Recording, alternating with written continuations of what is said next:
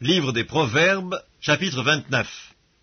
Un homme qui mérite d'être repris et qui raidit le cou sera brisé subitement et sans remède. Quand les justes se multiplient, le peuple est dans la joie. Quand le méchant domine, le peuple gémit. Un homme qui aime la sagesse réjouit son père, mais celui qui fréquente des prostituées dissipe son bien. Un roi affermit le pays par la justice, mais celui qui reçoit des présents le ruine. Un homme qui flatte son prochain tente un filet sous ses pas. Il y a un piège dans le péché de l'homme méchant, mais le juste triomphe et se réjouit. Le juste connaît la cause des pauvres, mais le méchant ne comprend pas la science. Les moqueurs soufflent le feu dans la ville, mais les sages calment la colère. Si un homme sage conteste avec un insensé, il aura beau se fâcher ou rire, la paix n'aura pas lieu. Les hommes de sang haïssent l'homme intègre, mais les hommes droits protègent sa vie. L'insensé met en dehors toute sa passion, mais le sage la contient.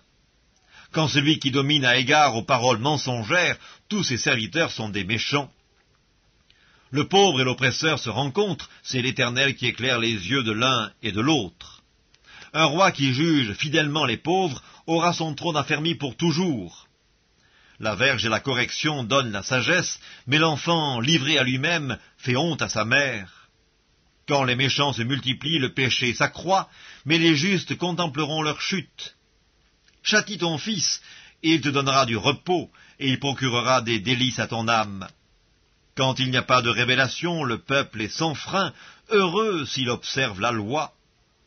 Ce n'est pas par des paroles qu'on châtie un esclave, quand même il comprend, il n'obéit pas. Si tu vois un homme y réfléchir dans ses paroles, il y a plus à espérer d'un insensé que de lui. Le serviteur qu'on traite mollement dès l'enfance finit par se croire un fils. Un homme colère excite des querelles, et un furieux commet beaucoup de péchés. L'orgueil d'un homme l'abaisse, mais celui qui est humble d'esprit obtient la gloire. Celui qui partage avec un voleur est ennemi de son âme, il entend la malédiction et il ne déclare rien. La crainte des hommes tente un piège, mais celui qui se confie en l'Éternel est protégé. Beaucoup de gens recherchent la faveur de celui qui domine, mais c'est l'Éternel qui fait droit à chacun. L'homme inique est en abomination au juste, et celui dont la voie est droite est en abomination aux méchants.